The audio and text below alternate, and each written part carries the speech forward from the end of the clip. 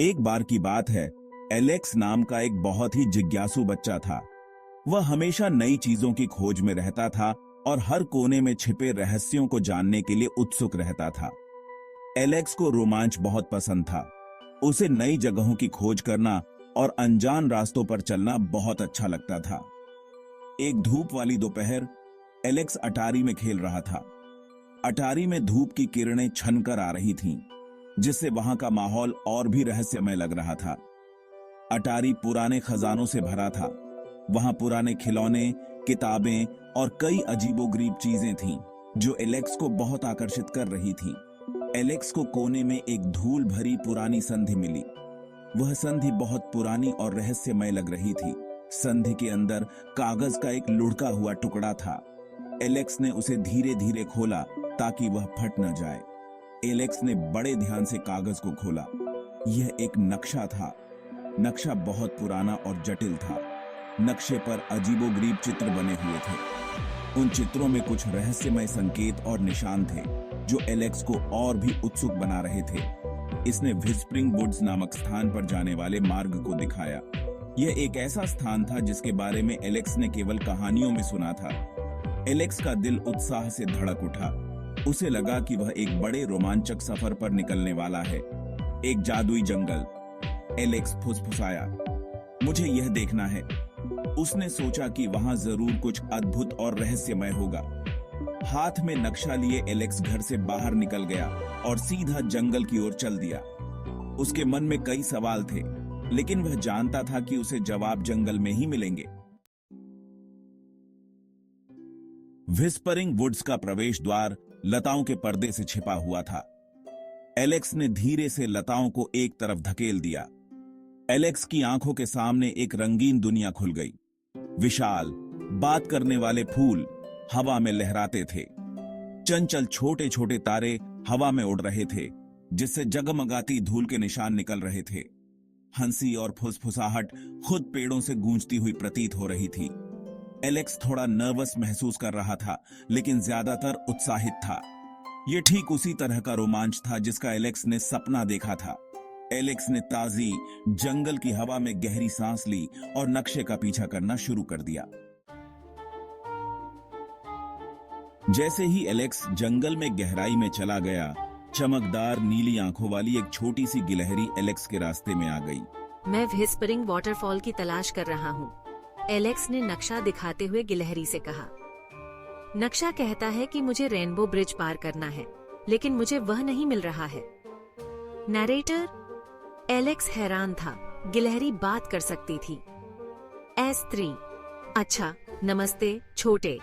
आपको whispering woods में क्या लाया है? रेनबो ब्रिज केवल उन्हीं को दिखाई देता है जो जादू पर विश्वास करते हैं। आपको बस अपनी कल्पना शक्ति का उपयोग करना होगा। नरेटर, गिलहरी मुस्कुराई। एलेक्स ने इधर उधर पुल की तलाश की, लेकिन वह कहीं दिखाई नहीं दिया। लेकिन मैं एक पुल की कल्पना कैसे कर सकता हूँ? एलेक्स ने जोर से सोचा। गिलहरी ने अपने छोटे से पंजे से एक झगमगाती धारा की ओर इशारा किया। अपनी आंखें बंद करो, उसने निर्देश दिया। सबसे खूबसूरत पुल की कल्पना करो जिसकी आप कल्पना कर सकते हैं। इंद्रधनुष से बना एक पुल। एलेक्स ने अपनी आंखें बंद कर लीं और एक झिलमिलाते पुल की कल्पना की, जो जंगल के सभी फूलों से भी अधिक रंगीन था। धारा पर चढ़ा हुआ था। भाग 5। क्रोधी ट्रोल। एलेक्स ने एक आंख खोली, फिर दूसरी। वहां उनके ठीक सामने अब तक का सबसे अद्भुत पुल था जो उन्होंने कभी देखा था। यह इंद्रधनुष के सभी रंगों से झिलमिलाता और चमकता था। एलेक्स सावधानी से पुल पर कदम रखा। यह उनके पैरों के नीचे आश्चर्यजनक रूप से मजबूत लगा। जैसे ही एलेक्स पुल के बीच में पहुंचा, वहां एक तेज आवाज आई। एलेक्स का रास्ता रोकते हुए पुल के नीचे से एक क्रोधी दिखने वाला ट्रोल निकला। भाग 6। कई रंगों का पुल। यह एक जादुई पुल था जो हर रंग में चमकता था। यह मेरा पुल है, ट्रोल बड़बड़ाया। उसकी आवाज में गुस्सा और अधिकार था। और आप तब तक पार नहीं कर सकते जब तक आप मेरी पहेली का जवाब नहीं देते, ट्रोल ने चुनौती दी। किसके पास सिर तो है पर दिमाग नहीं? शरीर तो है पर हड्डियां नहीं, और बिना गिराए तोड़ा जा सकता है। ट्रोल ने अपनी पहेली प्रस्तुत की। एलेक्स को यह पता था। जवाब अंडा है, उन्होंने उत्साह से कहा। एलेक्स ने कहा। ट्रोल कराह उठा। ठीक है, वह बड़बड़ाया। आप गुजर सकते हैं, ट्रोल ने अनिच्छा से कहा, लेकिन किसी से यह मत कहना कि मैंने तुम्हें आसानी से जाने दिया। ट्रोल ने चेतावनी दी। जैसे ही एलेक्स रेनबो ब्रिज पार करता रहा, उन्हें एक महत्वपूर्ण बात का एहसास हुआ। यह पुल सिर्फ रंगों का नहीं था, बल्कि जीवन के सबक का भी था। कभी कभी थोड़ी सी दयालुता सबसे क्रोधी हृदय को भी कोमल कर सकती है। एलेक्स ने महसूस किया कि ट्रोल का दिल भी नरम हो सकता है, अगर उसे सही तरीके से समझा जाए। एलेक्स ने पीछे मुड़कर ट्रोल की ओर देखा और मुस्कुराया। यह एक नई शुरुआत थी, एक दोस्ती की। भाग 7, फुसफुसाते झरने। नक्शे ने एलेक्स को जंगल में गहराई तक ले गया। विशाल मशरूमों के पीछे चमकते धब्बे थे और पेड़ चांदी के पत्तों से झिलमिला रहे थे। अंत में एलेक्स ने मधुर संगीत जैसी आवाज सुनी। यह आगे एक समाशोधन से आ रहा था। एलेक्स आखिरी शाखाओं से होकर निकला और हाँफने लगा। समाशोधन के केंद्र में एक झरना था जो एक क्रिस्टल स्पष्ट कुंड में गिर रहा था। पर यह कोई साधारण झरना नहीं था। यह झरना 1000 छोटी छोटी बत्तियों से झिलमिलाता था, जैसे पकड़े गए तारे।